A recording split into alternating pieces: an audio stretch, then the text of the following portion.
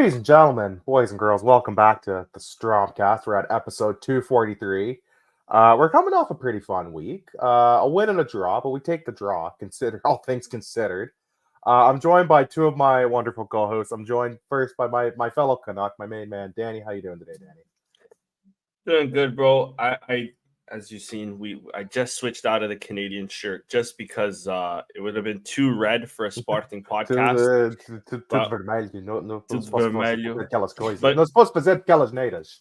Não podemos mesmo. But shout out to my Canuck, our fellow Canuck, I should say, Jonathan David, getting the crucial penalty goal and beating Real Madrid. Christian said it just off the live that they couldn't even sniff our goal a few weeks ago, and now here they are beating Real Madrid. So what you're telling me is we're better than Real Madrid at this very moment in time. All I'm saying is Standing space, though, which we'll take a look at. Gyökeres scored against Lille, and Mbappe and Vinicius have not. Crazy. Let me just leave that out there. Bold takes. But I'm good, all things considered otherwise. Good stuff. And then I'm also joined by our friendly neighbor to the south, Chris. Chris, how you doing today? Oh, he's cutting I'm out good, for man. us. Okay. Am I back now? Yeah, you're back. now. Okay, sweet. Yeah, I was sort of glitching on my own end as well. That's good. Yeah, I'm good. The result was, I'm happy. 4 points is decent position for us to be in. We were just looking at the standings, complete clusterfuck. But I'd say we're on pace to achieve our objectives. We kept rolling in the league against a team that, again, just smoked them. It's light work. So yeah, we're rolling.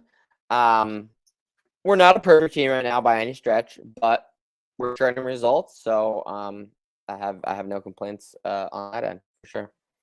Absolutely. Yeah, it was I think like you said, we're pretty well on pace as we're about to pull up the goal point. We'll go through the Champions League game first. A 1-1 draw against PSV Eindhoven, who are undefeated in 42, I think now 43 straight games at home. So not an easy away day. Yeah. Starting lineup for Sporting was Franco Israel and net. Back three of Gonçalo Inácio, Ousmane Diomande, and Zino de Bast. Nuno Santos and Giovanni Kenda were the fullbacks. Midfield duo of Morita and Hjulmand. Front three of Jenny, Trincão, and Gyökeres. Substitutes were Eduardo Quaresma, who I believe was the one who came on for Diomande when he was hurt. Bragança came on, actually scored the tying goal, and then Conrad Harder and Maxi Araujo also rounding out the substitutes. I'll start with this one. Zino de Bast. That was a borderline suicide pass that leads to the PSV goal. I know you guys agree because that's what we all literally said in the group chat. Crazy giveaway. Zeno is very difficult to gauge these days, man. I thought he actually had turned the corner, and as evidenced by yesterday, he hasn't fully turned the corner. He hasn't quite turned the corner. He's approaching the corner, we think. Or he still has a long way to go. Yeah, it was just slot.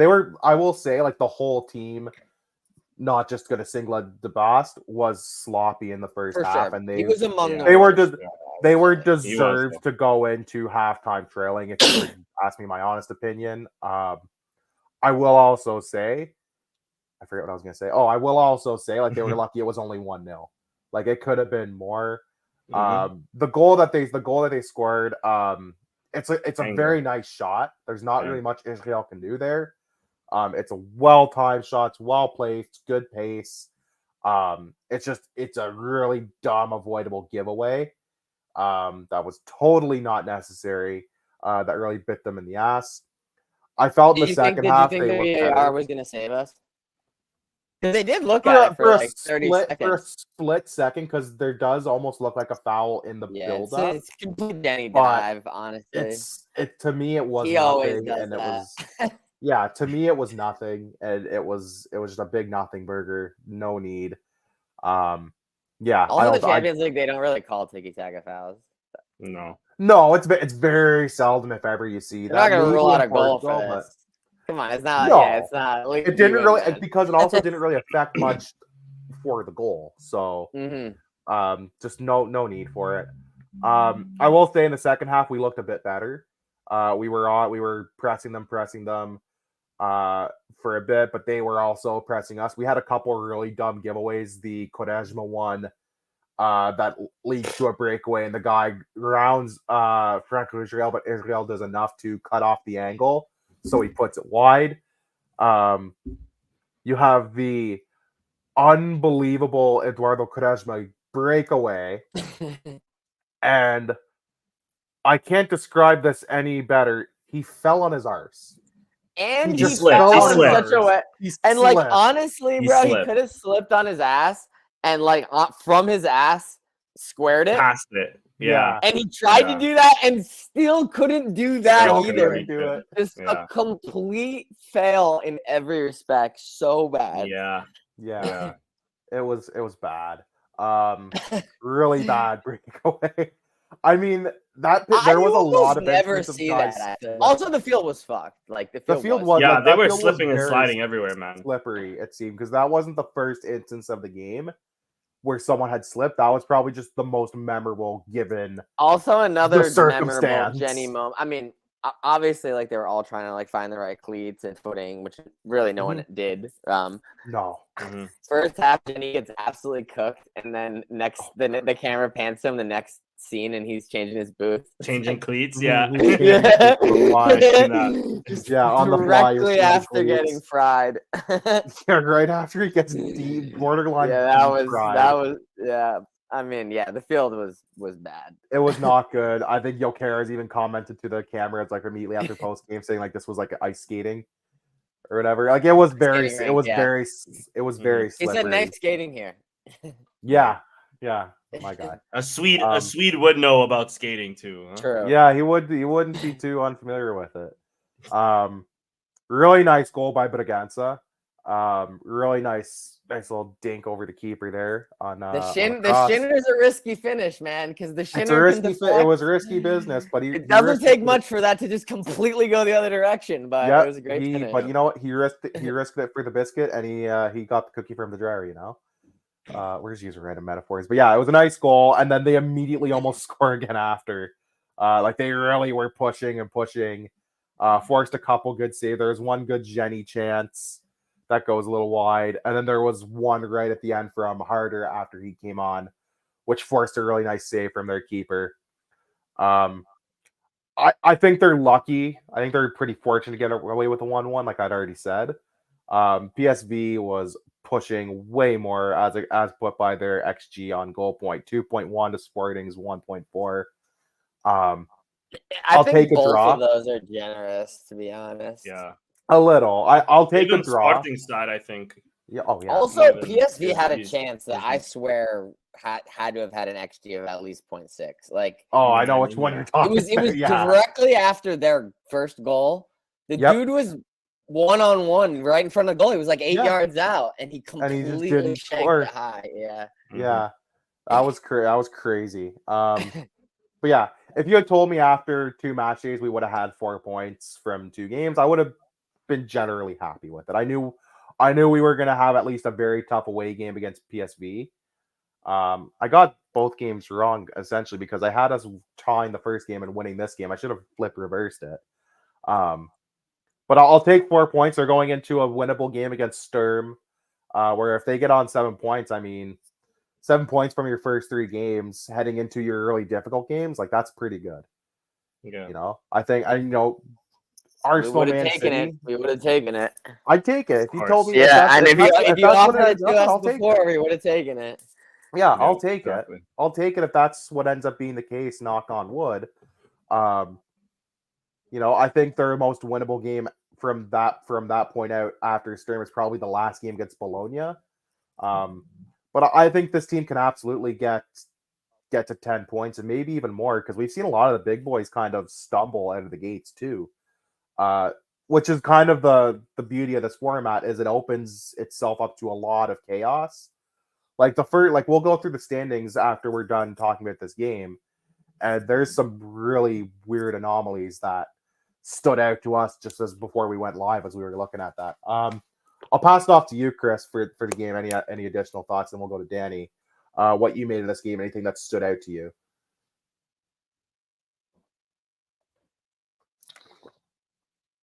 We may go to Danny and said, Danny, we're gonna go to you first. My shit kind of froze, There but it I think it's back now. Okay, all right. Yeah, you're back. All right, you want to go, Chris? Go ahead. Yeah, I mean, while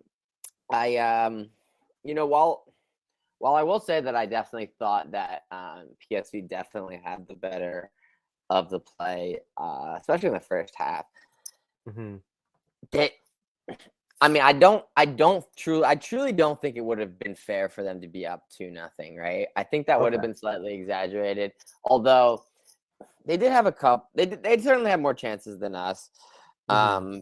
But I don't know. Like we really struggled to get a foothold. Couldn't play out, couldn't do anything. That like 15-minute burst though that you mentioned, I actually thought we could even go and win the game. Amazingly enough. Oh, I believed.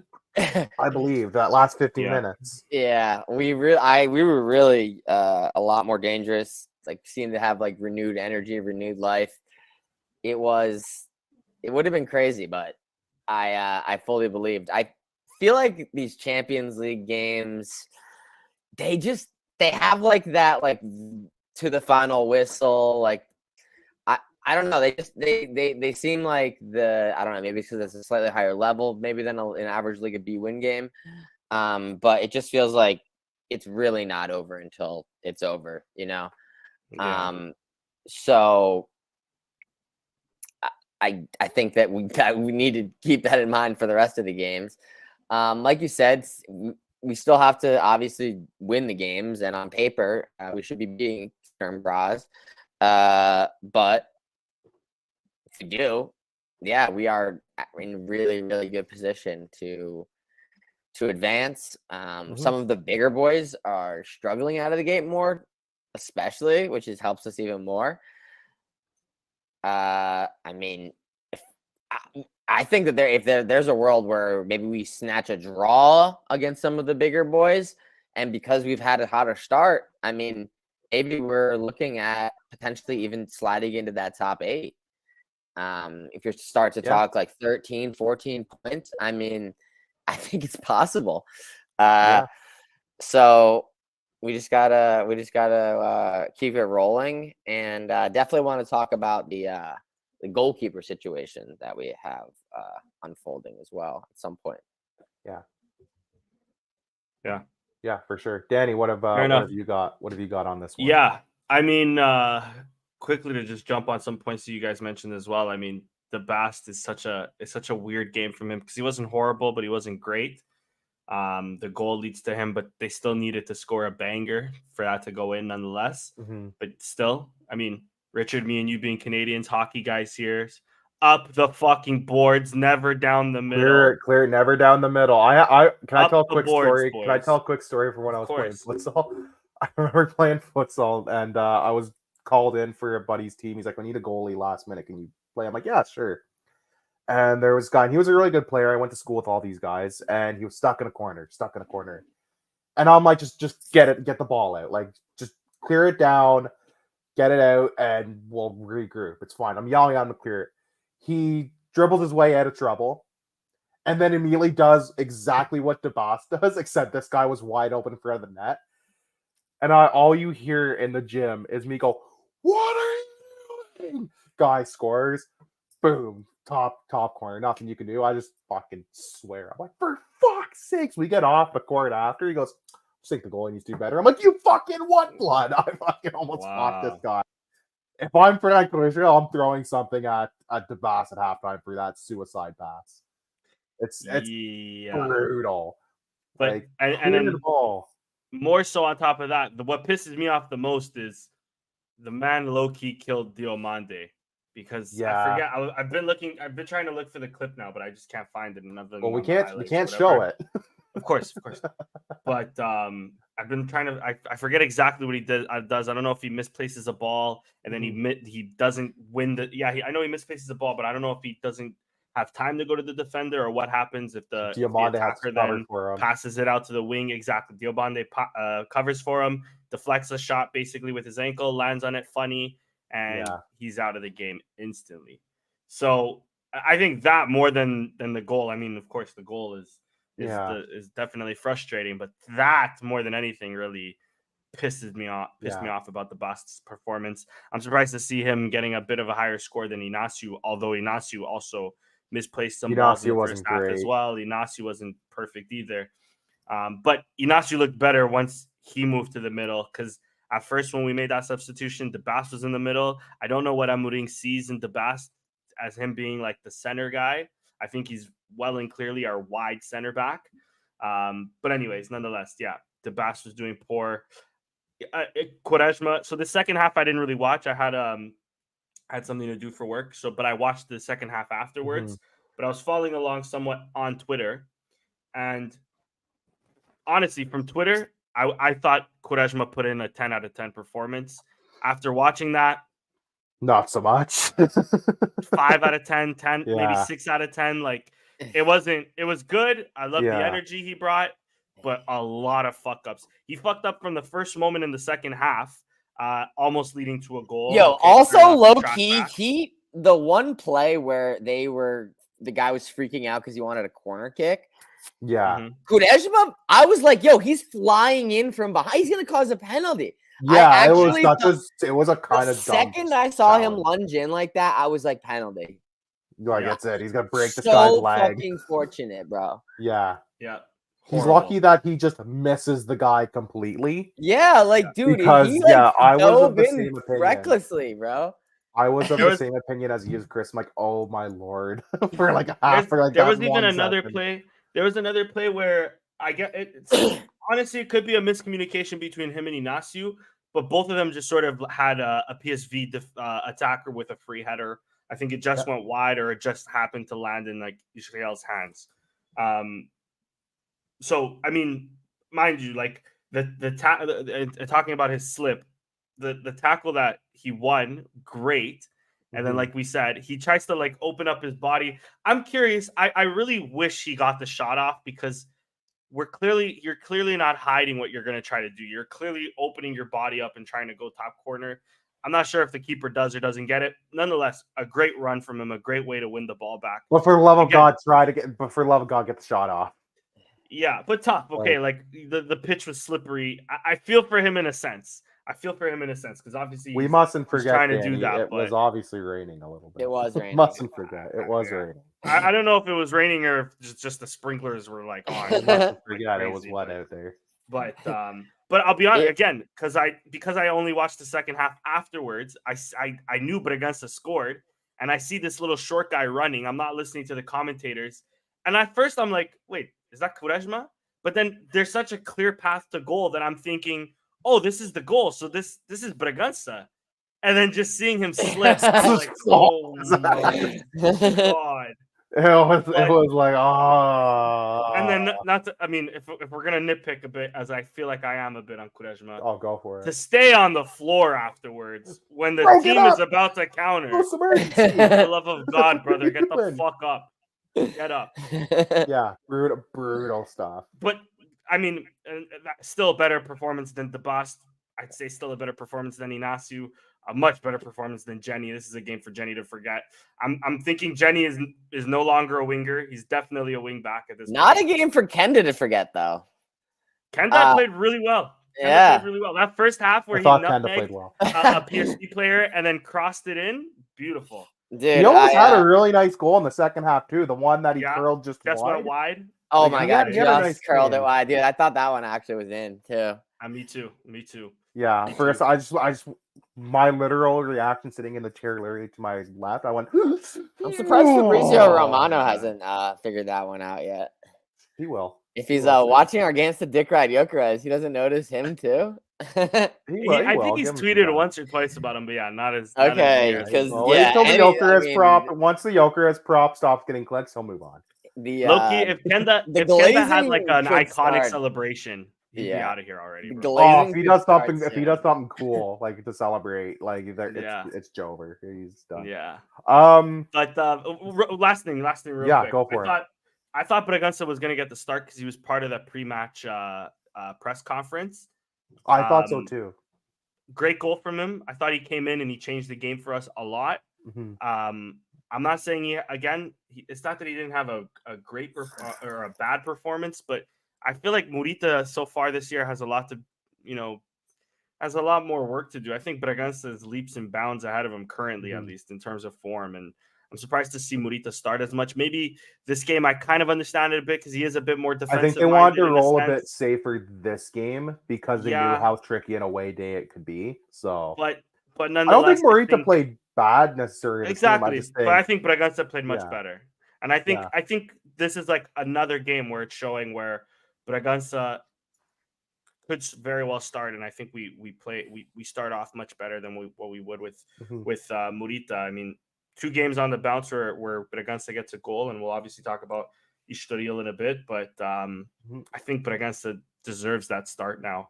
But yeah, I think this is a perfect time to transition to the goalkeeper situation. That's what I was going to do. That's what I was going to do. So what do you make? I have no idea. I think at this point it's Israel's to lose. Yeah. I think so. But I think Amorim has to be cutthroat, where he hasn't been that. At least we think back to Adan. At least we haven't seen that. We haven't seen like a ruthless you're out of the team in a little bit, have we? Well, if he fucks with you and he thinks that you should be the goalie, then he'll let you make unlimited mistakes. Yeah, but I don't know if either of them are as sacred as Adan was in his eyes. Yeah. So I think the rules of engagement are a little different. The rules of war are have changed a little bit. I've been seeing a lot of back and forth on the social medias. I'm fine to go with Israel for the time being. He actually made 1 or 2 really good saves this game to actually keep their asses in the game. He looks a lot more secure in net than what he did last year. He does make you. He doesn't seem like he has like the jitters or he's like scared or. And because Kovacevic, like at times I know a lot of it also did come from one of his first few games, and then he settled into the role a bit better. Yeah. But Kovacevic definitely gives you a bit more anxiety, and I feel at least so far this season he gave me a bit more anxiety in that than Israel. Israel has. Yeah, I'm fine to go with Israel. It's never a bad problem to have 2 goalies you can kind of trust. Exactly. Like you said, Danny, we're hockey guys, and we've seen a lot more hockey teams roll with a tandem goalie in recent years. I wouldn't be upset if we did something similar. I'm fine to go with Israel. Like I said, he's looked a lot better this season. Looks like you said he just seems a bit more confident. Doesn't seem to have the jitters, like Chris said. I'm fine to roll with them for a bit and see what happens. If you feel like you want to go back to Kovacevic, go for it too. Like I'm not going to be upset. I think Israel's earned a bit of trust, though. I think he's earned the right to stake a bit more of a claim to the starting position for the time being. Not outright. Like you can obviously go back to Kovacevic if needed, but I think you roll with him for a bit. And he also has a lot more chem with that back line as opposed to Kovacevic, obviously, because he's been here longer, right? But I think he gels better with them so far. So as of right now, I'm with you. I'm not opposed to him starting Kovacevic, but I think Israel would be like really hard done by if next game, whoever it is, I forgot now who we play this weekend. Casapia and then I think. Do we play next week for Champions League or no? I don't think so. I think next week is no. The next Champions League game is the 22nd. It's international break again, which actually wouldn't be the worst thing because of all the injuries going on. Yeah, exactly. Okay, so just Casapia and then international break. Okay. So yeah, I'm fine to roll with him for at least the Casapia game and go from there. Yeah, hard done by. Do you think that he's pissed? Kovacevic? Yeah. Like 4.5 million, man. I get it though. I get it if he is. I a little bit, sure. Like you moved to Portugal. You probably were told you were going to start. You did start. You're probably thinking you're going to. Oh, Chris is cut out for us here. Sure, we don't know he was promised to start. I don't know. I don't know if he was promised to start, but I'm assuming it's like for the price tag. he's probably assuming like kind of a handshake I'm agreement. gonna kind of probably be a more regular player. He can't help that he got hurt at a kind of crappy time, just as he was starting to find some rhythm too. Yeah. I think that's the thing people forget. It's not And necessarily that also, Kovac Davis was bad. He got hurt at a bad time when he was just starting to play well. Vice versa is how pissed is Israel that we bought a keeper though as well. Mhm. You know what I mean? I mean, wasn't there sure. some sort of tweets? I from, think like, he had to have vacancy or seen some it shit like that? coming because Yeah. they had to buy a keeper, right? Like they had one They had keeper. no choice. Like They had to buy someone. they had to buy a second keeper. So I don't think he has a right to be as pissed as much. But No. at the same time, they could have easily had Kalaya as a backup. Yes. Or if we brought in a veteran to be like That's true, not saying him, but like someone like Ripatrisu or someone like that, like Anthony Lopes is 34. Yeah, like kind of like in a moment where their like contract is up and they're coming on a free and they're like 35. They're just kind of there. Maybe he like wouldn't be as pissed in that scenario, but like another keeper was coming no matter what, you know. Yeah, it wasn't just going to be him and Kalai. I think he was just upset that it was a guy who was very close in age and progress on development and everything. I think, like you said, Chris, if it was like an older guy or someone who was very clearly going to be the backup, he probably wouldn't have had some beef because he did play well last season when he was called upon. So I get him feeling like, hey, like I'm here. I proved myself a little bit. I feel like you should put some more faith into me. These games kind of feel like that, where he's like, hey, I'm here. I'm your guy. And if he wants to take the opportunity, take the ball and roll with it, let him. Like, you think if Kovacevic played better, he would have started this game in the games when he was healthy? Maybe. Honestly, because that's also part of the reason why he hasn't gotten his spot yet is because he wasn't like there's no difference. There's no downgrade. If the Supertaça against Porto doesn't have that outcome, I think you might be I think he starts this game. Because it's we obviously he was just holding his place while the obviously better guy is out. Now the better guy's back, he's in. Well, it's like he's not obviously better. That's the problem, you know. Yeah, there's no like he's clear cut better than Israel. And if anything, bro, I would say that there's been a slight upgrade at the keeper position since he stepped in. Hey, it's a good problem to have compared to last season. We were fucking dying for Adon to get out. So it's a nice problem to have. You have two decent keepers to rely on. What's that like? We're not used. And if I'm not mistaken, like last year, we weren't used to having like two strikers that could actually score goals. We were like, what? Immediately had to. And now we're not. Well, now we kind of have like we have a top prospect now. Yeah. This is Israel's first and only goal so far this season conceded, right? If I'm not mistaken, probably. Yeah, we had gone 5 and it had to be a banger. Goal. Yeah, it had to be a banger. Yeah, and he made like like we said, he made a couple nice saves, like one almost point blank at one point, like a header that would have toasted the game completely. Even on the opportunity where Kodajma gives it away to the he cuts the angle off really well. He cuts the angle off enough where the guy just really well score. So and then it's not that far after that Bragança ends up getting the goal. So huge play. That's potentially a point saving, not necessarily a save, but it's a point saving action, if you will, or play exactly. I'm with you guys there too. Yeah. I'm good. Before we wrap up this game, man of the match, I'm gonna go with Israel. I've been pumping his tires. I'm gonna go with him because I feel like he had a good enough game to justify, and I feel like that's the first time we've given it to him, not for just getting a nice view of the game and like a toss the Liga against some team we never heard of. Yeah. I want to just finish off by saying two quick things and two quick shout outs. Yeah. Maxio Ruju with the assist. We haven't talked about him enough. Amorim hasn't given us enough reasons to talk about him enough. I think he needs to start next game. Yeah. In the minutes that he's had, it's so obvious to see that you can see he should be starting. Yeah. He's looked good. Nuno Santos did not play bad this game. Again, I don't think he's played bad so far this season. But he just hasn't played Ruju is that next level, I think. The other thing I wanted to say is it's happy to I'm happy to finally be on this side of the coin when it comes to quem não marca sofre, because as well as we're saying Israel performed, PSV should have finished their chances a lot better. Oh yeah, They're 100%. they could have at least been 2-3-0 up, if not more. Even At though one we point did in the play game, better yeah. on that second half, for sure. He's not my man of the match, but I wanted to give a special shout out to Shar, who's PSV's assistant coach. Scars. I fucked with him when he Scars. was in Sporting back in the day. If you remember Steven Scars, people in the audience, you were in the trenches. You were in the trenches. I used to never know how to pronounce his first name. I just called him like I always thought it was Stigin. Steen or Stidgy. I just called him if you Shar remember, because if you remember those teams, you were in the trenches. You were the armband. Whoa.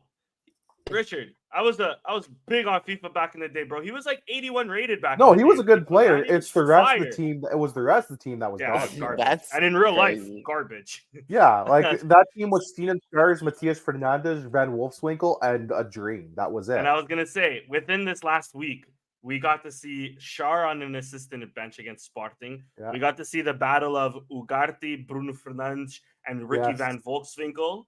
Yeah. But yeah, anyways, my man of the match, I'm torn between Bragança and Kenda. Just seeing that Kenda played longer, I'm going to go with Kenda. I thought played well, had his moments of brilliance, unlucky not to get a goal.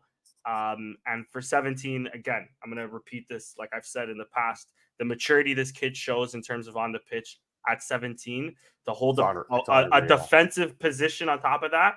Because Jenny wasn't even our defender. I thought Jenny was going to be our defender and Kenda was going to play up. It wasn't. Nope. Jenny played up. Kenda was our defender. Jenny was our winger, and Kenda had a really great game in my opinion. So nothing to write home about, but I think he was the best man on our side of the pitch at least. Yeah, I would agree with that. Chris, what about you? Man of the match as we wrap up the Champions League. Muted. I'm going to go with. I mentioned him earlier. I'm gonna go Jenny. In another world, it's gonna come, right? He's gonna have his Gelson Martinez against Real Madrid game, and I mentioned like, what's gonna take for like the international glazing to start? It's gonna be that he's gonna absolutely ball out against one of the English teams, against Arsenal or Man City, and then everyone's gonna be like, oh my God, Sporting has this incredible 17-year-old right winger / wingback. Like, he's the next big thing. Crazy. Everyone's gonna be talking about him. So enjoy the 7 months that we have left with him. Because he really is a great player. He's so young, and I can't wait to see how he continues to even get better. Okay, fair.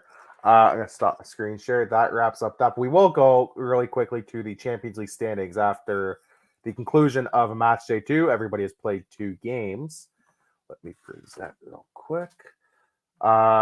These standings are crazy. We'll go through the whole thing as a screen share starts to pop up here. Oh, there we go. So follow along. So Dortmund in first. They've looked crazy good. Brest in second, just as everyone predicted. Benfica in third. They had a dominant performance today, but also Atletico Madrid looked like crap. Yeah, but also let me just do a quick thing here for any potential Benfica fans that may be watching. Yeah. Fuck you, Victor Osimhen. Because if Osimhen doesn't go to Galatasaray, Benfica don't get this Turkish Harry Potter. I don't even know his guy. What a baller! That guy's have good. In their hand, bro. That guy's good. Why are Gala just giving him away for 10 mil? Like they just, what the fuck? How else are they gonna afford Osimhen, bro? You're like, come on. Crazy. So Benfica in third, dominant game today against Atletico, Leverkusen, Liverpool, Villas, Juventus, all on 6. So that's with the game winner today for you. Yeah. From 8th place on, this is where it gets really a little hairy after just 2 match days. Man City and Inter, 8 and 9 with 4 points. Sparta Praha, Atlanta, and us all at 4 as well. We're ahead of the likes of Arsenal, Monaco, Bayern losing today to Aston Villa, Barca with a loss opening day, Madrid losing to Lille today, which screws up standings. PSG at 3. Lost to Arsenal. Yeah, like crazy first standings, and then the round of the top 24 is PSV, who got their first points of the turn of the league phase. Looking at the bottom, here. No relegation, obviously, to Europa League, but it's interesting to see. Stuttgart, I expected more. Bologna with just a point. That's who we have to play at some Imagine point. if you Bologna's lose at the end. coefficient points if you finish in the bottom. Oh, if they like It's a negative your Maybe. coefficients, At least they don't get as much, right? So that's good. You just because you get it based on wins or draws. Is the Yeah, only way you get your them for points wins can too. change, So but if you don't finish lose in the anything for a bottom, loss. Yeah. Bologna's Bologna, been who we shit have to this play, week, they've this been year bad. though. Now that they lost Mata, so Yeah. One of the surprises, I'm surprised Girona has looked as bad as they have, but maybe they're one season wonders. more so Sturm one on- above. Leipzig looking as bad as they have so far. Dude, didn't they get smoked? No, that was Red Bull Salzburg. Salzburg got Salzburg, smoked. Yeah. Where is Leipzig in the Milan being standings? down I missed them. They're right there. They're Oh, right yeah. ahead of Yeah, Girona. so the three of the teams that we have to play on 1 point or less: Bologna, Leipzig, Sturm Graz, who is our next game. So that's going to be teams we'll obviously be keeping an eye on their form, especially in this tournament. AC Milan, the big surprise, I think, being as bad as they've been. They've played Europa tough League. games. They've played Leverkusen. They played Liverpool. I think Shout they're out two Lyon. tougher games too. Yo, Shout out Leon. Shout out Paulo Fonseca. But Yeah, they'll turn it around. I saw a clip on Twitter yesterday. I was just like on my phone at work, and I saw a clip from Man City versus Slovan Bratislava, and the scoreboard said like MCI versus SLB. It was SLB. No, it looked like Benfica. And I was like, yeah. They're getting rocked by Man City right now. I didn't even know this was happening. And then for I like realize they got 30 through minutes, the and then I draw. put my phone away, like never like confirmed that or anything, right? And so for like 30 minutes in my head, I like thought Benfica was lost getting 4-0 to cooked. Man Man City. City was getting slapped. They did. They actually won 4-0. Fuck. They're not Man. They're not Yeah. Man City. They're Foreshadowing, law bro. firm. They're law firm City FC to me. With their friggin' losses. But that's the Champions League standings after everyone's played two games. So we'll obviously update that. We'll obviously get updates from that as time goes on. We move. Before we do that, let me just quickly go to the Twitter questions, just because yes, go sort of for on on what we were talking about. Please do. I'll just quickly mention Nuno Gabriel because we basically covered it. But he asked, "Do you guys think that Franco's performance while Kovacevic has been out, the starting spot is basically his to lose?" I think we all are in agreement there. Yeah. And then Cisco, shout out to Cisco here, Kershpau, 1906. I feel like on paper we should have won this. Kershke? I feel like on paper we should have won this. And looking at the game we have left in the UCL, it's looking really tough. We can't keep getting intimidated by teams in away games like this. Mentality needs to change. So I think people underestimate how good PSV actually is. Yeah, exactly. I think they won the league last year in a tough league. Yeah, like the Dutch league. I'm sorry, you can have delusions of the Portuguese league. You want Dutch league clears us in terms of how it is. Not clears, but it's very even. I think a lot of people I think a lot of people though underrated PSV, which I don't understand why, because they're a very good team. A lot of those teams that we just looked at in that bottom like 12, PSV is better than like all of them. Exactly. Without question. I think say for AC Milan on paper, they clear like all those teams. And even some of the teams, like I look at Brest, I look at Lille, PSV is much better than them as well, right? Yeah. So, I think a lot of people have underrated them for some reason. Yeah. He also mentions Diamande was the only proper injury we've seen happen this season. Inacio too. So I don't understand why these many players are getting injured in training. Plot, Edwards, Quaresma, Reis, Kovacevic in the last 2 weeks purely from training. Things just happen in training. Cisco's not helping. I'm not happy here. Yeah. It's also just volume, like, yeah, it's also just like volume of games, right? Like this is the first like stretch where they're going to be playing a large volume of games. So like these things can just creep up at any given time. It just happens, unfortunately, right? Like it's part of it. If you think it's bad now, wait till late season if they're making a run at anything, right? Like if they keep up this training intensity in this many games too. Yeah. But they do have an international break coming up. They have one, and then they have one more in November. So international break coming up after this week. A lot of those guys, I'm assuming, will be able to get some rest. Like I assume Pot won't be obviously on the national team call-up. Trincao obviously probably will. He better not. He won't. He better not. Don't waste your time. Fuck that. Trincao probably. I mean, Inacio will still go. Trincao will probably still go, but Kenda will probably still go. Nah, he's not going to go twice in a row. You don't think so?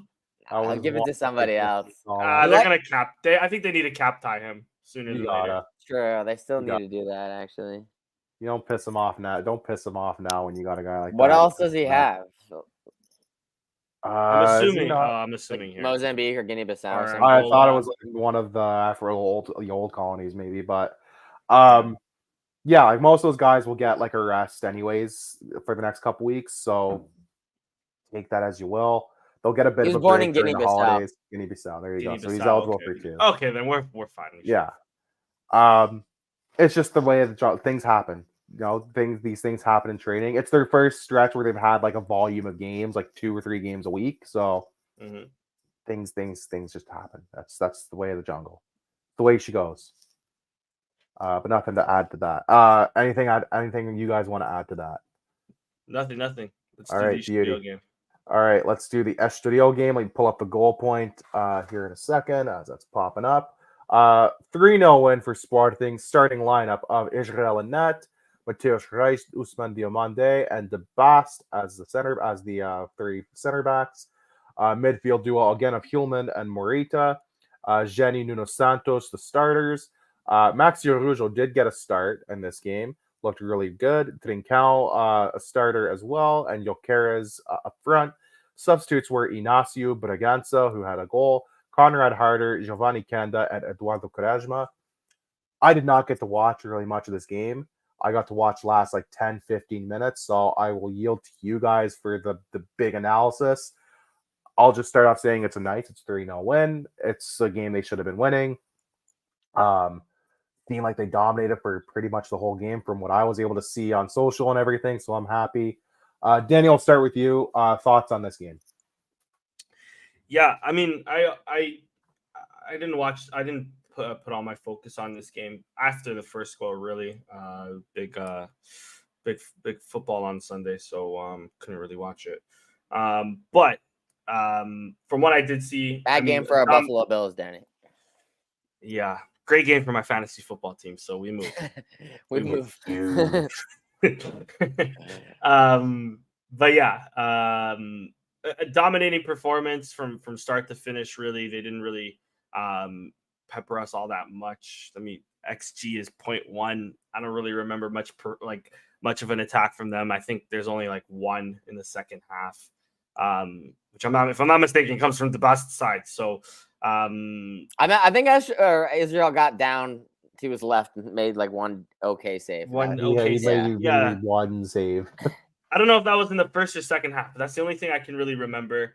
After we got those 2 goals too, like we sort of chilled because we had possession. We were going for it, but nothing like really too intense. This is probably one of the first times I remember in a long time of us subbing off Jokeres. I could be wrong here, of course, but we hardly ever do that shit, even if we're up like 5-0.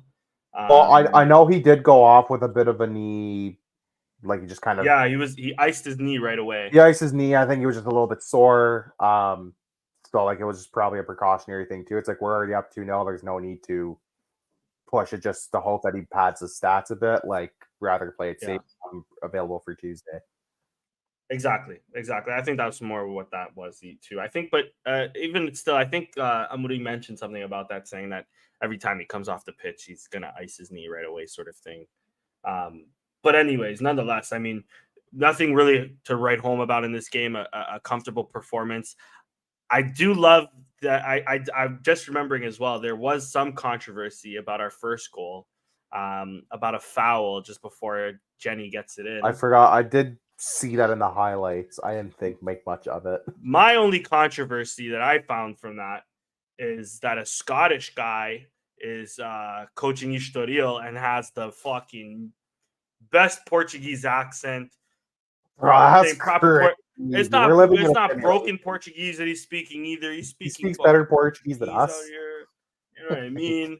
So shout out to you, bro, for complaining about that and saying that so well. But I don't think there's much in it. I think at least if you want to call that, I think it would be very soft. But he did say something along the lines of all I know is when they scored, one of our players were on the floor or something like that. Okay. Another Morita, although I bashed him the last game, he had a decent game this game. But again, he got a goal this game. But Augusta also came in and got a goal as well, a banger from outside the box. I thought Trincão played well this game. Again, Jenny got man of the match here. I'd probably agree with that. Jenny had a really good game playing as a right wing back. So let that, say what it is. The only other shout out I wanted to mention was my boy Mateus Reis. Was filling in really well for Ignacio over these last few games. Sad to see him getting injured, especially now because we really might need him. Timing stinks. But he was in really good form. He's been in really good form, and I thought he's been playing really good stuff. To be fair, I know just before I mentioned that Maxi needs to start more. I'm kind of an idle game from him. Again, I didn't have like my full attention on this game, but I didn't really notice him all that much, to be quite honest with you. So I guess that says what it says in that aspect. But other than that, I mean, nothing to complain about, really. I'm just nitpicking here. It's a solid, dominating performance. And we move. And Estoril is a tough place to go to away as well. So us dominating is really well. And as much as I love these white kits, let me also just last thing here. Estoril beat us when it comes to the kits this game. That's it. They've got such. I'm not over that. They've got beautiful kits. I got an interjection. Okay. It's a good shout. It's a really good shout. It's a great kit. They've got the yellow wrong. They've got the yellow just wrong. It's a bit too dark. Go back and look at it. Yellow, yeah. It is just a smidge too dark. But I think I like it because of that, bro. It almost feels like blue in this. The yellow they use is a nice yellow. Sometimes clubs go with different shades of their color. Sporting, with different shades of green. The green of Sporting has changed over time. Been tweaked. Yeah. So yeah, it could just be a new era of yellow for them, which is fine. But I think that I like the more like electric yellow that they have used. The yellow they're using, I think, will be perfect for a beta market. Yeah. Hot take though? I think that might be a hot take from you, Chris. You think? I don't think it's that. I love this yellow, but I love their regardless. Do you think it's darker than it has been in the past? Though? For sure. I'm looking at like their logo as well, and I'm looking at the kit. Definitely a bit darker, but I think the way it works with the blue as well is good. Okay. And yellow and blue is such a the full kit. I think is fire. The beach. Yeah, yellow and blue is such a. You don't see that much in football. I feel like outside of like Boca Juniors and stuff, it's not used that much.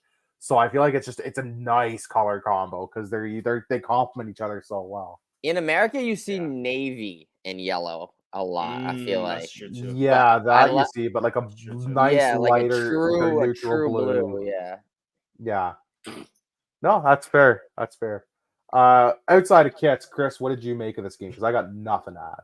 Yeah, I mean, we were really all over them. The only thing that made me slightly uncomfortable was like the second goal took a little bit longer to come than I would have liked. But again, that's just nitpicking. We stayed in control of the game the whole time.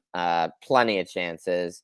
Yeah, I mean, Jokeres does have like one bad game, like once a month. Games. Like once a month, he'll have a bad game. Yeah. And he'll get frustrated.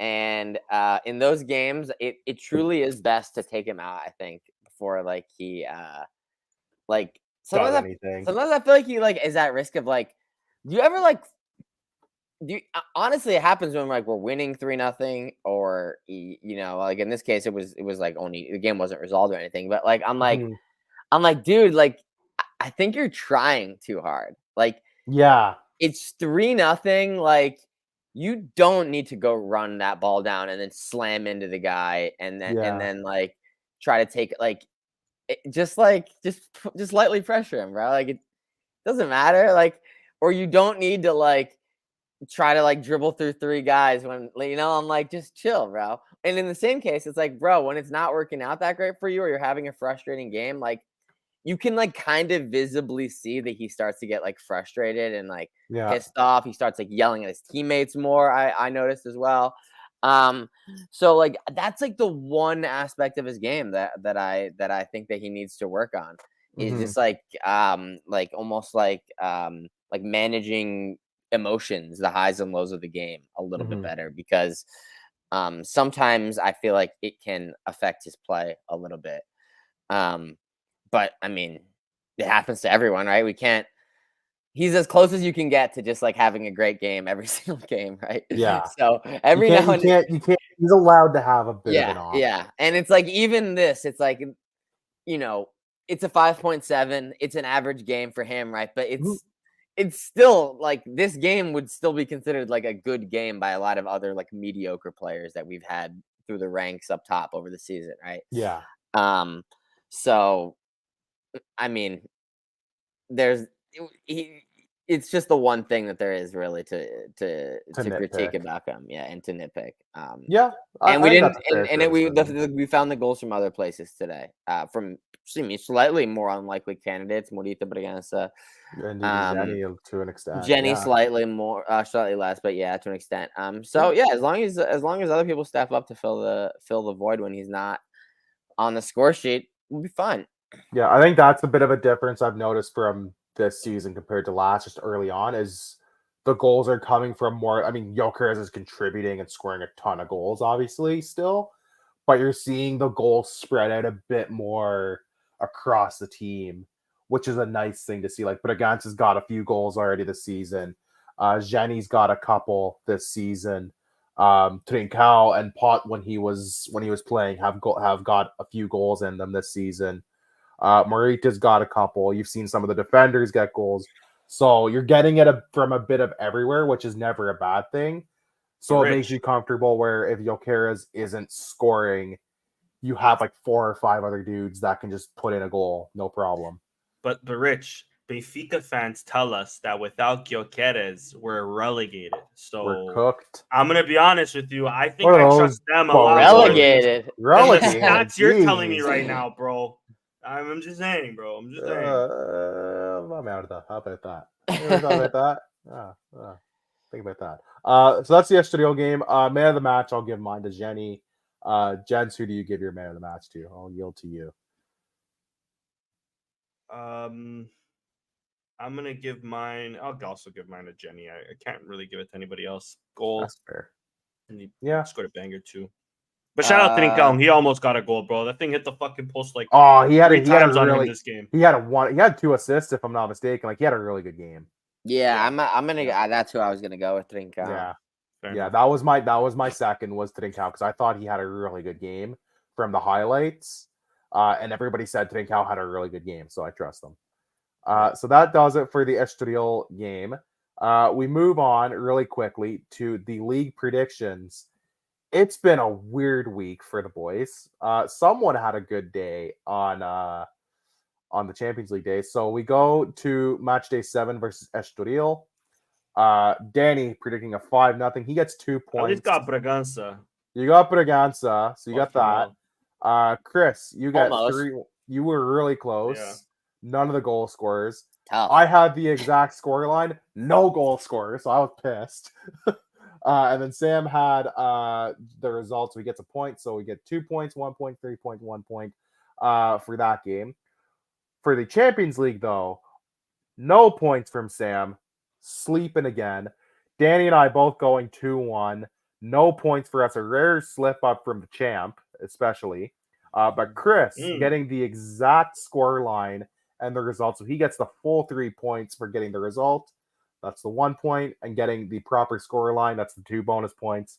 So we've had some movement at the top of the table. Get some points back. You gained 3 points on me. Just close the gap. I'm working to close the gap. Well, you were in 4th. Closing the gap by Christmas. You were in 4th at one point. You leapfrogged both Danny and Chris, or Danny and Sam. So Sam sits at 11 points right now. Danny in 3rd with 13. Chris leapfrogged him today with his 14. I'm sitting ahead, 8 points ahead now at 22. So Chris actually made up dented the lead a bit, dented it by a point or 2 today. So not a bad one. We move on to Casapia. I've already put my predictions in. I'm predicting a 3-0 win. We're at home. I think Gyökeres gets on the score sheet. I think Braganza continues in good form. I think Harder probably gets on the score sheet as well. Chris, I'll start with you. What's your prediction? What are you feeling for this game against Casapia? Kazapi has been a little bit better, I feel like, Yeah. than I guess was expected. I don't really know what was expected of them. But definitely not much. No. I don't know if people were like, "Oh, they're definitely getting relegated," but I don't think anyone was like, "Oh, they're going to be sick." They drew their last match. I mean, they drew the last 2 matches, but drew the last match at home to Guimarães, which is That a big is- That's a result, I'd tough say. game to play. Guimarães won today as well for Conference League 3. Yeah. Very impressive I 3-0. think I'm going to go Guimarães looks good 2-0. this season. 2-0 win. 2-0? All right. Who's your goal scorers, my friend? I'm going to go Kenda and Jokeres. Yeah, I was already typing Jokeres. Because there's no way he can't score 2 games in a row, right? Yeah, That's that's impossible. that's not heard of. Danny, That's what about you? How are you feeling for this game? This is I'll already put logical. Jokeres as one of your scorers. I think that's This a is- given. But wait, hold on. Add a ×2 beside that though. Because I'm always off by 1. Yeah. Now, the thing is, do I count the 2-1 from PSV or do I go the 5-0 against Estoril? My head says 2-1, my heart says 5-0. So we're going to win 5-0, and I need to hopefully at least match on the goal scorers to maybe potentially catch up to Rich. So Jokeres 2 goals. Yeah. I'm going to go with no way Bragança scores 3 in a row. There's no way. Crazy. I'm going to go Trincão. That's a, Man's I almost been went for begging for a Trink. goal. I almost went for Trincão, yeah. Trincão. I'm gonna go with you know what? I'm gonna go with Kenda as well. Yeah. And one more. I'm gonna go with a human banger outside. That's the box. thing. I've been hoping for the human banger the last couple weeks, and it hasn't cashed in. This being the week where I at least preemptively have said no human banger, will probably be the week that he scores. He gets a human Like banger. All right. Let me also say, I'm not going to be able to watch this game on Saturday. There's a game. I'll say it now. The TFC game was supposed to be at 7. Now going to be at 4. I bought these tickets months ago. You didn't sell those tickets either. Anybody want to guess who TFC's playing this weekend? I already know because I told you to sell those tickets and pay off your debts. Inter Miami. I'm hoping he makes the trip though. You're hoping for a little Lionel cameo. You have grass, so he'll play for 50 It's a grass pitch, so it's a grass he might pitch. play. I don't know if the flight is too long though. He played in the last go game. To Vancouver. He scored in their last game. Have they clinched first place overall or not? I don't know They if haven't clinched first place. He might. That's why I'm hoping. He might get some burn in that game before the international break if they're still he not. Better fucking play that game, let alone get some burn. I don't want him coming off the bench. So I'm booing. If he comes off the bench, I'm booing him and streaking on the field. Yo, I gotta watch TFC game now. I was gonna be keeping an eye on it anyways. They won't show the streaking. They won't show that, but like, we'll know. I'll be like, know that guy. Daddy's not the show this week. Why? He's in jail. He's in jail. Those my bail boys. Yeah, Danny. Well, you know what? If you had sold your tickets, you wouldn't have to worry about bail. Danny put it in the group chat. This is months ago. He bought these tickets before the last season even. When finished. the season started. When the season started, basically. TFC had like this package where it was like you buy 4 tickets and you get tickets to the Miami game for sure. And then you get a choice of like another couple games. Yeah. Yeah. And Danny showed what the resale tickets were going for this game. Spoiler, it was a lot. It was there's still time, bro. I didn't yeah, it is. Let me see what the tickets are right now. What's the resale saying on like StubHub or Ticketmaster? I'm on Ticketmaster right now. I'm gonna stop my screen share. Toronto. I'm curious because they were going for like close to $10,000 when you messaged us in June. So overall, with the package that I bought, I spent like $350. But which is for the Miami, pretty good. Which isn't bad for 5 games, not bad. You get multiple games. Yeah, that's really good. For this economy, hell yeah. For the Miami game, I think I paid like 100, 150. Standing section, the general admission is currently $244 Canadian, mind you. Is that on StubHub or Ticketmaster? This is Ticketmaster. I'm gonna let you know what StubHub is in a second. I can do game time too. I have game time, but this is in USD. Where does your seat? Is it standing room? No, mine are like level 300 sort of. Okay. My boy has the tickets, but for American dollars though, cheapest is is 189 American, so like 2-something Canadian. Yeah, the cheapest I'm seeing on StubHub is like But decent seats. 237, 243, and then I'm seeing like upwards of $900, almost $1,000 on some of these listings on StubHub. So it's not really worth me selling it. It would have been worth it a couple months ago $100 when people were spending like thousands of dollars on resale tickets. Yeah. Now you're like you're gonna make your money back in a bit of and like it's still a decent profit, but but not much. Yeah, it would have made sense for you to sell high in June when you could have got like 10K. You could have paid off. I want to see the goat. I want to see the goat. You want to see that's on the a thing. Sporting podcast. The goat. Yeah, like that's until he doesn't show up. Because once he doesn't show up, there, Ronaldo's like my you goat. only get. That's the thing. You only get a chance to see like here where we don't have a lot of great Canadian players like that. You get to see regularly, right? They're all play overseas. So like when you get to see a great player like in sports, like take the chance. Like I got to see LeBron James play live. And he is one of the most impressive athletes I've ever seen, like in person. It was unbelievable. If you have a chance to go see like a Messi or Ronaldo or whoever, like try to take the chance if you can. But what do you assuming think you of can LeBron, afford it? But yeah, what do you think of LeBron saying there ain't no party like a Diddy party though? Speechless. That's crazy. I know, me too. Crazy, too, man. Anyways, man, we're gonna get some crazy memes over the next little while. I mean, thanks. We got Diddy and elections. Are you kidding me? Internet's gonna be feasting for months. Bruh. Generational time to be on the interwebs. Facts. Speaking of the interwebs, look at this transition. Let's get into fantasy football. Decent transition, huh? Decent transition. This is our league here. Still remaining top, but that's our internal one. Yeah. Short. Who's the best around again? That's Sam. We'll start with Sam. Chris, bro. For whatever reason, we can't see your team. For the longest. Wait, this isn't you, right? That's You're me. both Hakuna. Yeah. I'm Chris, what was your team's name? Ghost of Adan. Ghost of Adan. I'll try. You'll be able to see him when you go to the full All Things Alvalade Twitter League. I had a stinky week this week. How do I do that? 40 points. Go to mini leagues. Go to mini leagues. Go to All Things. No, go back. Go back. ATA Twitter League at the bottom there. You dropped.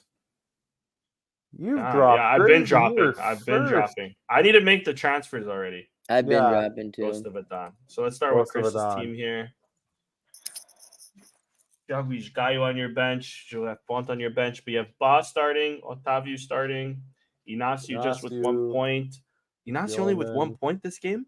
Yeah. Did he not? He didn't start. He didn't start. Bruno Varela, Reizinho, Varela, Galeno, Fujimoto, Gyökeres, Gyökeres, and Bozinek. Yeah, not a great week for really any of the All Things Alvalade boys. This might not be me. This isn't me. Yeah. That's the imposter. I'm coming for you.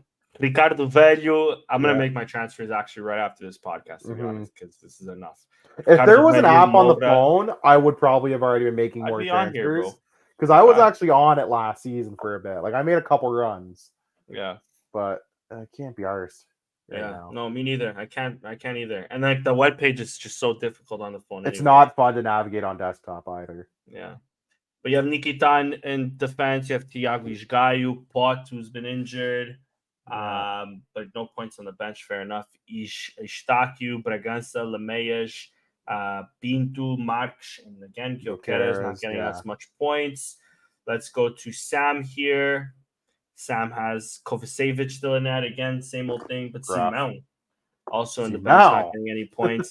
He has 9 points from Galeno on the bench and 4 points from Lelu on the bench. That's rough. That would have been a big week for Sam. And his midfield, Rochinha, Barreiro, and Belumi, all zeros. That's 13. That's 13 points on your bench. That's painful. Tough from Sam.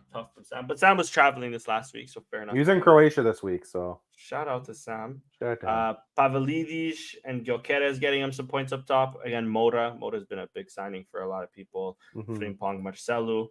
Finally, my team here, 10th in the All Things Alvalade. Also a 40-point week for you. Brothers, we all stunk. We were bad at this. 1 point on the bench. Jenny getting me a nice 15 points though. I'll take it. Yeah. That's what saved you this week. Belumi left, didn't he? He went to France. I'm pretty sure he went to France. He might have. Felix, who did Felix score again? Benfica, was it not? Yeah, I think he was scored the the first goal. goal. Yeah. Yeah. Nelson Oliveira, Thiago Machado, Gustavo Sá, and Gyökeres up top. You didn't really leave much on your bench, which is good. Yeah. To know. Sa didn't have. I don't think Sa had that Joshua. great of a game. No, he did not. And So- he got subbed out in like his 60th. Yeah. But the top right now, there's a pretty good Oh. dogfight at the top there. Jeez Louise. It is. Yeah. Sorry, But winner of this, it's all good. Winner of this, right now it's Mitosinski, Diamandis in the rough, new to Tecumseh Leões, and I'm not even reading your fourth place name. That's just too much. Tenho de limpar os chalotes do meu armário. Pretty good battle up at the top though. Mhm. But yeah, big shift from the last time we checked in to now, where everyone's kind of moved around a bit. Winner of this will get a special mystery prize. What's the mystery prize, you ask? We're cooking something up. Let's just tell you that. It's a cool thing. That's big. And that's why I'm coming for number one. Because he doesn't want to I pay a need to share win for his this. prize. He wants to Hell it no. to be us. Mine. Yeah. It's actually the trophy from Lozovia. It's the little mini trophy that's like It's the €3,000. that Taça de Portugal that got robbed by It's from the Aves- Taça de Portugal. from the You Aves get the Museum. Aves. We actually have it. You if you win, you could win the 2018 Taça de Portugal. Allegedly. Allegedly, we're not saying anything. No big news things this week. We kind of had the news dump last week, Danny and I, but we do have some Modalidad stuff. We'll start with mostly the ladies. Chris, I'll let you take it away. So for the second leg of the Champions League, the ladies played in Spain against Real Madrid. Mhm. Lost the first leg 2-1. Heartbreaker. Heartbreaker. Two right bad at the end. goals. Could have drawn. And possibly could have even won. Mhm. In the end, take a 2-1 loss, and then stayed alive, stayed within touching distance, but ultimately lost 3-1 in the end. Two later goals conceded. Mhm. So around. lost 5-2 on aggregate, one round away from the Champions League. Yeah. But you know what? Encouraging signs. They hung around with that Real Madrid team. Arguably deserved a better result in the first leg. It just got away from them right at the end of the second leg, even. Benfica can see the stoppage time goal that knocked them out as well. To I forget who, someone green, because they tweeted Lisbon is green and white after they knocked Benfica out. Do the ladies drop into like a Europa League? No, there isn't one yet, but they are going to. There probably will be one eventually soon enough. They have it. They did announce, I think, that they were going to be doing like an equivalent to kind of Europa League. It just isn't yet happening this season. I don't know when that's supposed to come into effect, but that'll be fun. That'll be exciting for sure. That'll be a lot of fun. So sadly, just nothing now. Handball just continues rolling. They won the weekend before, and then they won again today for the league. And in between that, they also won. I don't even remember if they had played their second Champions League game yet when we went on the last pod, but they won last week, and they're 3-0 in the Champions League. They are 6-0 in the league, 9-0 overall. Just basically picked up where they left off last season. Just rolling. Awesome. That's Futsal will really be starting back up basketball soon. starting like soon. Yeah, futsal will be starting back up soon. Once the World Cup break is done. Yep, that's so we got over. those boys or back. that should be over like soon now. This weekend, I think it'll be. Yeah, because I know Portugal's out. Yeah. Oh, and the ladies lost to Benfica 2-1 at Alvalade. 2-0 at Alvalade. Yeah. Game. If you watch the game, I got to watch a good shot. I got to watch a bit of it. They really controlled the game. They probably deserved at least a draw. The coach Mariana even said after the game that they felt they deserved at least a draw. They just couldn't bury their chances, whereas Benfica was more clinical. It is what it is. It's still early in the championship. Like Sporting won both their games against Benfica last year, finished second. So at the end of the day, it's 3 points. Anything can happen. So, but it would have been nice to get the win. They also debuted some funky new pink kits that we were going to talk about real quick. That was kind of our last news item of the day before we wrap up. Chris, what did you make of these kits? And I'll leave it to you to start because I have some thoughts, but I'll wait for you. I mean, I just kind of look. I mean, I have the same thoughts on just kind of nonsensical charity, like 5% of the proceeds from this will benefit whatever cause, underprivileged insert cause here. Underprivileged Indonesian fishermen. It's like shout out the Indonesian fishermen. It's like I don't think 25% of the sales from this shirt is really going to make it that much of a difference, and it's like I don't really think that you actually care that much. This is going to sell out. It's a branding thing more than anything. It's a branding thing. If you want to just sell a pink shirt, just sell a pink shirt. You don't have to do this little nonsense on the side. That being said, the product itself of it being a 15-euro kit with a logo stamped on it, literally not one other thing, not even a super box added to the back, no sponsor, just nothing on the sleeves, just a badge stamped on, possibly their highest markup yet. 15 to 95. That badge has a monetary value of probably €2, and they got 80 out of it. Yeah, good for them. So yeah, good for them. You know what else hit me? I did tweet this out. So if you did see the tweet, you've seen this thought before. You want to know what? We were joking and laughing and kind of making fun of Andre Bernardo for saying Sporting was going to have 9 kits. This is what 9 kits is going to look like. You want to know what 9 kits looks like? You're going to get this in every color, baby. You're going to get 2 or 3 actually decent kits probably. And then 7 of these NPC fucking kits from some fucking mobile game. Yeah. That's what you're getting. Yeah, we're getting NPC kits. 2 real kits, 7 NPC kits. Yeah. Now that is a bold business strategy. Yeah. I don't think you can get these ideas. Well, we talked last week too, Danny. I said, okay, realistically, if we want to have a perfect world, they'll probably get a normal home kit, normal away, a away kit of some sort that'll have some sort of pattern or something. Probably a Strom kit. I'm like, but then what else they do? They might do this is the European kit. That might have a different pattern, but I'm like, after that, you're gonna get these. You're gonna get 4, unless you include the goalkeeper kits in that thing. 5 through 9 is this. You're still gonna get 3 to 5. You're gonna get a lime green color. You're gonna get all black, white. You're gonna pink. get an all black. Oh, how about solid green? It's an Earth Day kit or something. Yeah, right. Yeah, that's what I was thinking too. Events. That's what you're gonna get. Oh yeah, they might do a rainbow kit for Pride. They might do. Oh, that'll send some people a different type.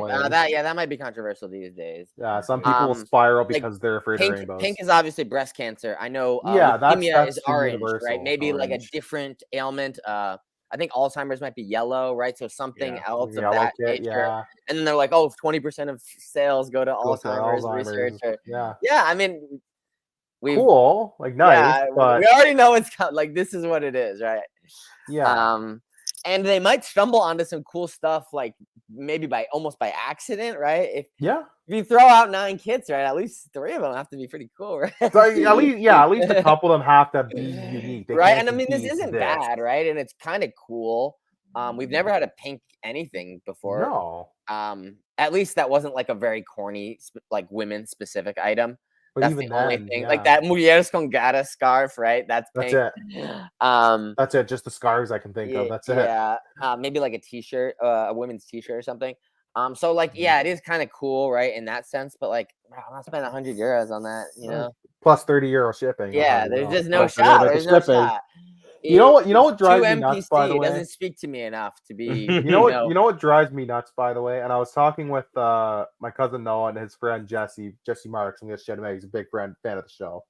Because his friend Jesse's a big Sporting geek, and he's had stuff come from Loja Verde and stuff. And I'm like, here's the thing, I've ordered from Loja Verde, it's €30 shipping. I've also ordered from the Portuguese Federation website. like the Portugal, not Forza Portugal, the Portuguese. Yeah, no, I have as website. well. I got a sweatshirt from there. And they're shipping like less than half of the 30 euros. And my thought process is, hang on, both you fuckers got to be shipping to me from Lisboa. Why is it costing 30 for these guys and like 12 for the other guys? They might even use DHL as well, if I recall. They do. I think they do. But that's that's so crazy. It's like, what's going on here? You're both one. Where are these extra mathing. 20 euros going? Yeah, the math isn't mathing for me. What's going on here? Because you both got to, both you fucking arseholes got to ship to me from Lisboa. So what's the deal here? Yeah, I don't know. I don't know, man. Yeah. I don't know if we'll ever have an answer for that. We'll never. It's a question that has no answer. It absolutely is. Anything you want to add to this, Danny, before we wrap up the show? No, nothing on my end, really. All right, cool. Ladies and gentlemen, that has been Strompcast episode 243. We'll probably be back next week before the international, and then take a little break for the international break. Come back after that. We'll talk a little bit about the Casapia game. But you can follow all the boys. Oh, wait, real quick. How about, imagine if they made an all red kit and it was like for like donating blood or something. And it was I was saying like, last week, I was saying 2.0. like, if they do like the nationalities, like an Angola, like with Jamaica. Can you imagine like a black and red one, like a black and red Sporting jersey? Bro, it'd be Alcochette 2.0. How bold is the vision, right? How bold are you willing to be?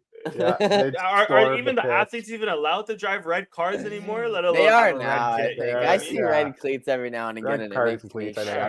Shirt. I think they would. I think it'd be Alcochette 2.0. I think they'd fucking storm the stadium if they tried to pull that, as they should. Yeah, I just had to throw that out because I just thought of it. That's when I could get behind Jubileo and be like, "All right, boys, call Mustafa. You gotta do some work.